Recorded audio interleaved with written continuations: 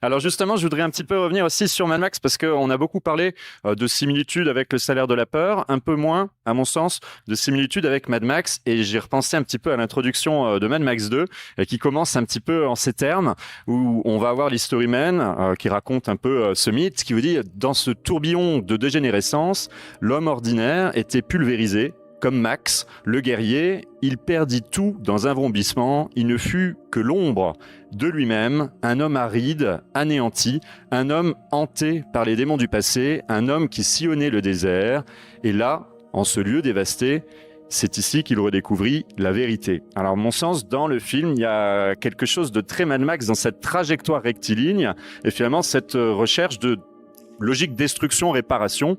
Est-ce que tu adhères aussi un petit peu à cette lecture sur ces personnages? Bah, ça serait trop énorme que tu te dises non, j'adhère pas du tout. Je trouve que tout ce que tu viens de dire, c'est nul. Je... non, non. Je trouve que c'est Pas de très, l'interview. ouais, c'est très pertinent ce que tu as dit tout ça. Mais après, tu vois, moi, qui ne suis pas très cinéphile, dès le départ déjà. Mais après, oui, peut-être, c'est vrai. Dit comme ça, le mot vérité. Oui, oui, oui. Enfin, ouais, je sais pas, ça me fait toujours peur le mot vérité.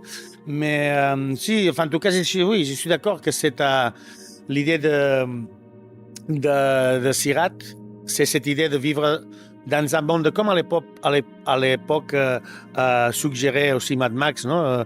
De quelque chose qui est un peu apocalyptique dans un monde qui s'écroule, comme le texte que tu viens de lire. Et c'est un peu comme aujourd'hui. C'est un peu une sensation de que ouais, tout va bien, on est confortable, mais on a l'impression qu'il y a quelque chose qui peut partir en couille demain, à chaque instant, et que ça, je crois que ça lie avec quelque chose de très profond chez les humains, c'est que c'est la vie. On a toujours, moi, c'est un truc qui me toujours, l'idée on parle toujours du présent, Mhm. et le présent, dès qu'on le dit, il a déjà passé. Donc, Exact. il y a quelque chose qui avance inexorablement vers la mort, parce qu'on sait tous qu'on va mourir. Donc, je crois que c'est cette peur ou cette question sans réponse. Qu'est-ce que ça sert à quoi la vie? Qu'est-ce que c'est la vie? Ça sert à quoi de savoir qu'on va mourir et avancer inexorable? Enfin, je crois que c'est cette question finalement pour laquelle on fait des films, pour laquelle on parle des films, pour laquelle on va voir des films. Et on écrit aussi de la littérature. C'est pour ça qu'il y a tout ce qui est artistique, je crois.